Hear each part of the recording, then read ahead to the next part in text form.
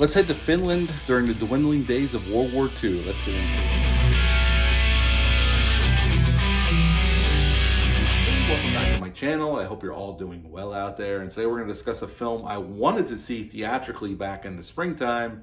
Unfortunately, we had so many releases, or fortunately for us, we had so many releases coming at us, I just didn't have time to see this one. I finally got to sit down and watch it the other night in 4K, glorious 4K, and we're going to discuss it in just a moment. But before we get into it, like, comment, and subscribe. Join me here, I would appreciate that. Today we're going to talk about Sisu, that came out back in the spring. This movie was made in Finland, and it's about Finland during the waning days of World War II. And right away, we're with this prospector. He's digging for gold. Him and his dog and his horse are out in the middle of nowhere, the Lapland lands of Finland. And it's World War II is winding down, but there's death squads of Nazis roaming the countryside, just killing anyone they can find and wreaking havoc, because they know they're about to lose and are going to be going back to Germany to face maybe trials, maybe prison, maybe getting hung. They don't know. And at this point, they don't give a shit. And the prospector finds a bunch of gold, and he packs it up, gets on his horse, starts heading towards town. And he comes across one of these death squads. And the first group kind of let him go. But when he comes upon the second group of this squad, they start messing with him, tell him to get off his horse. And he is pretty much pushed to the breaking point, and he starts fighting back. And he kills everybody in the second part of the squad, which makes the first squad, because they hear the gunfire going off, turn around and come back. And they find all their compadres dead in very graphic and gruesome ways. And now they're on the hunt for this older gentleman who they thought was just this old man trying to find his way back to town. And they even said, the guy who's in charge of the death squad has pretty much let him go. He's heading towards certain death anyway. And that's not the case. And this Nazi death squad has taken some women from a Finnish village, and they're using them for despicable things, and they're keeping them hostage. And pretty much they're in pursuit of this old prospector, who they think is a nobody, but obviously he just took out a bunch of guys. They do shoot him, and they get stabbed, but he keeps fighting back, and he will not give up. And he starts dispatching more Nazis in very graphic, very violent ways. And as we come towards the latter part of the film, we find out that there was this Finnish commando who fought in a war against the Russians, who was a one-man death squad. And it's not about who's strongest, the one girl says who's in the back of this truck. It's about who will not give up. And that's this gentleman, this older gentleman, who's seen war, trying to get away from it, trying to be left alone. And he gets dragged into this because these Nazi fucks won't let him alone and start messing with him. And they push him too far, and he starts fighting back.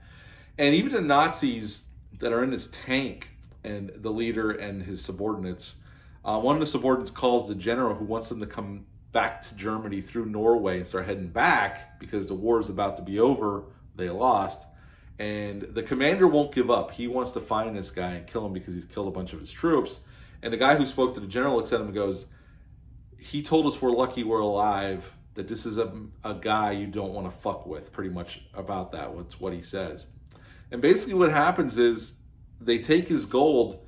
He's in hot pursuit. He helps the girls free themselves by killing a bunch of Nazis. They get away. And he kills the last remaining Nazis, and he gets to the bank in this town to cash in his gold. And we finally get a line from him. We'll talk about that in a second. And that's the end of this film, Sisu. What to like about this film? It's beautifully shot. I'm not familiar with this director. I'm not going to try to say his name because I'm going to butcher the hell out of it. That's why I didn't name any of the actors either. I think all the actors here are really good.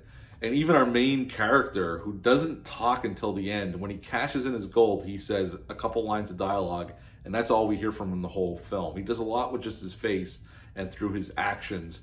And we get to know enough about him, like the lore of this guy and the legend that this guy is. Just through the girls in the back of the truck talking about him. So we get just enough to figure out who this guy is. The guys who play the Nazis are great. They're despicable. They're some of the evilest sons of bitches on the face of the planet. So when they start getting killed off in gruesome ways, you're cheering for it. You want to see them get their just dues. And they get it. Oh, they get it. The action's well done. It's well shot. It's definitely bloody. It's gory. People blow up into pieces in red mist. A guy gets a knife stab through his head. A lot of gory and very brutal kills in this movie. This movie is very pulpy. And I like the story. It's a very simple story. It clocks in at like 90 minutes. This movie has no fat on it whatsoever. And at the end of the day, I mean, it's something to be said about this, about a lone gunman, a lone guy who's willing to just gets pushed too far. And I read a quote from the director. He said there's a documentary on this 4K. I got the Steelbook from Best Buy. And he said he was very influenced by First Blood. And watching the film, you can see where that influence came from. It's just this guy wants to be left alone. He's seen enough war. He's trying to live his life peacefully and by himself, which is him, his dog, and his horse. And these Nazi goons won't let him go, and he decides to fight back. And not like unlike First Blood, Rambo First Blood, where Rambo doesn't really kill anybody himself, this guy kills a lot of Nazis, and rightfully so, and we're rooting for him. At the end of the day, this is a lean, mean movie, and I really enjoyed it. But any negatives? Not really. For what they were going for, this isn't a perfect film. So you could tell they had a $6 to $6.5 million budget, which they utilize. I mean, you would think this movie costs more for how great it looks. The landscape shots where they shot this in Finland, which was in the Laplands of Finland, look gorgeous and desolate. And it definitely looks absolutely gorgeous. There's a few effect shots where they try to use most of the film they utilize practical effects, but there's a few effect shots where they try to use CGI.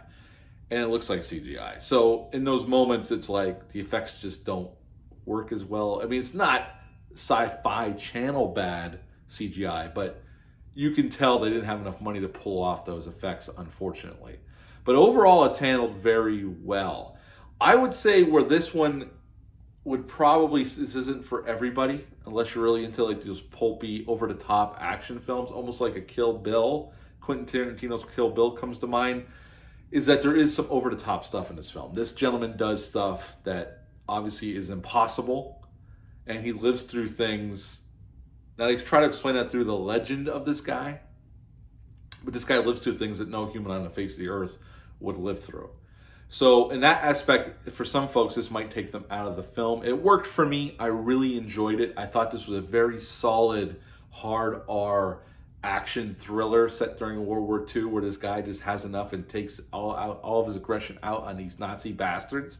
So at the end of the day, I was quite satisfied, and I was impressed with this film, considering I don't know nobody that's involved in this film. I don't know the director. I'd be interested in what he does next, because he handles this movie very, very well, considering the budget they had.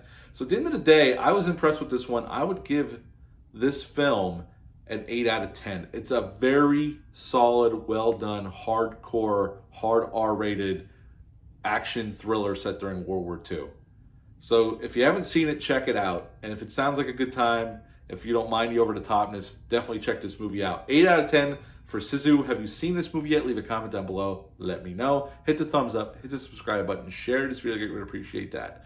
I'll be back soon with another review and an out-of-the-theater reaction for Oppenheimer. I can't wait to see it. But until next time, bye.